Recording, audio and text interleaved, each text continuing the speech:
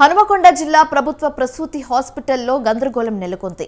తనకు కొడుకు పుడితే చనిపోయి ఆడ శిశువును ఇచ్చారని బాధిత కుటుంబం ఆరోపించింది. తమకు న్యాయం చేయాలని ఆసుపత్రి వద్ద బాధిత కుటుంబ సభ్యులు ఆందోళనకు దిగారు. కాన్పు కోసం ప్రభుత్వ ఆసుపత్రికి వస్తే మోసం చేశారని ఆవేదన వ్యక్తం చేశారు.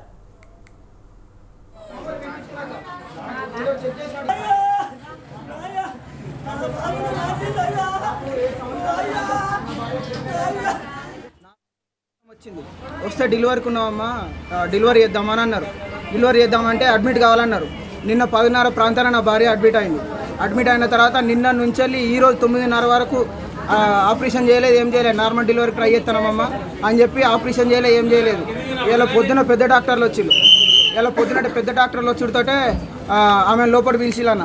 లోపల పిలిచి మీ భార్యకు హార్ట్ బీటు, మీ మమ్మల్ని పిలిచిళ్ళు, నన్ను మా అత్తమ్మని వాళ్ళని పిలిచి ఇట్లా హార్ట్ బీట్ లేదు అని అంటే అట్లెట్లుంటుంది మేడం, ఇప్పటిదాకా నా భార్య మంచిగా ఉన్నాయి, తిరుగుతాను బావా అని చెప్పి నాతో మాట్లాడింది. నీకు ఇంత షార్ట్ టైంలో అట్లెట్లయితే మేడం అని మేము ఆడికి డౌట్ఫుల్గానే ఉన్నాం. నా భార్య 15 నిమిషాలు లోపలికి పోయింది.